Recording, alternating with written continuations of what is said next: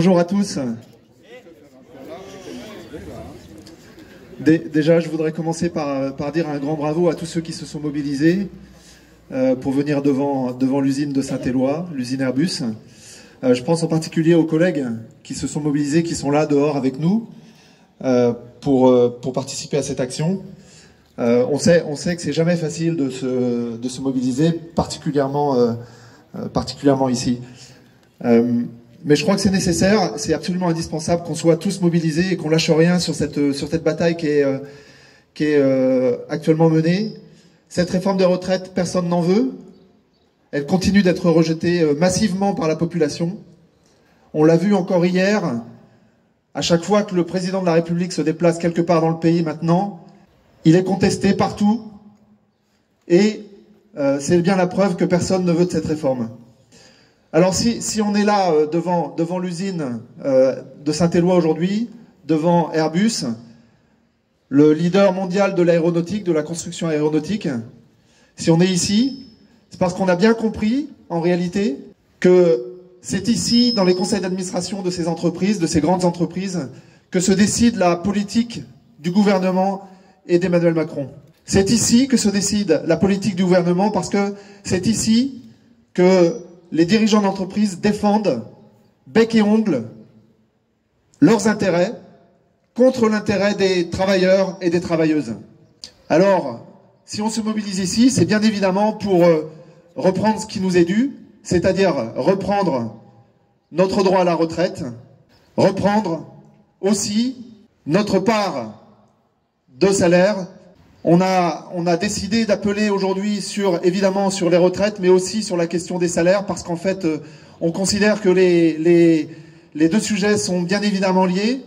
Si les salaires augmentent, c'est des financements en plus pour les retraites, et il n'y a plus de problème de financement des retraites.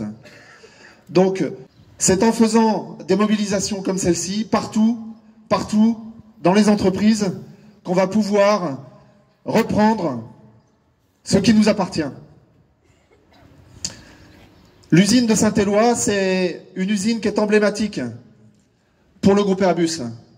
C'est l'usine dans laquelle sont produits tous les mâts réacteurs, c'est-à-dire c'est une pièce qui est installée sous les ailes d'avion, et c'est le seul endroit dans le monde où on produit cette pièce, c'est une pièce importante.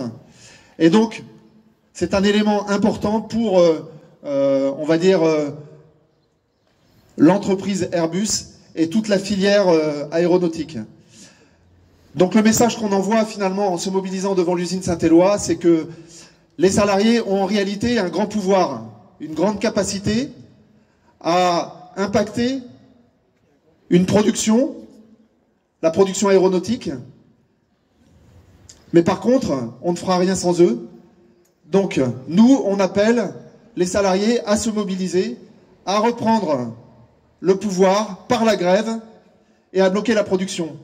Parce qu'on a bien compris que c'est ça qui fera plier le gouvernement.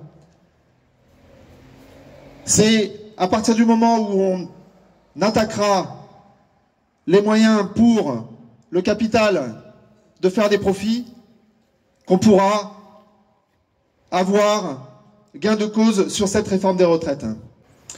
Airbus, c'est une entreprise qui pèse, bien évidemment, au niveau de la production, au niveau de l'économie toulousaine, mais au niveau de l'économie mondiale également. Si les avions ne sortent pas, si les mâts réacteurs ne sortent pas d'ici, c'est les avions qui ne sortent pas à Toulouse, à Hambourg, en Chine, aux États-Unis.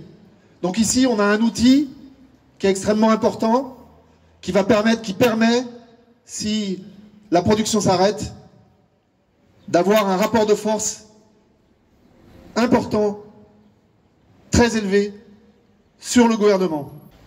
Airbus, c'est aussi une entreprise qui est à la tête de toute une filière. Je pense aux camarades de la TECOR, je pense qu'ils prendront la parole tout à l'heure, qui sont actuellement en lutte aussi pour défendre leurs emplois. Tout ça, c'est bien évidemment la même logique. On divise les travailleurs et les travailleuses. On les oppose, on les individualise pour pouvoir finalement augmenter les profits. Et nous, ce qu'on propose à la CGT, ce qu'on propose, c'est d'organiser des actions pour que les travailleurs et les travailleuses soient ensemble et défendent leurs intérêts. La CGT Airbus et la CGT en général continuera d'organiser des actions comme celle-ci parce que nous considérons que c'est le rôle de la CGT d'organiser les travailleurs pour qu'ils reprennent ce qui leur est dû. Voilà. Merci.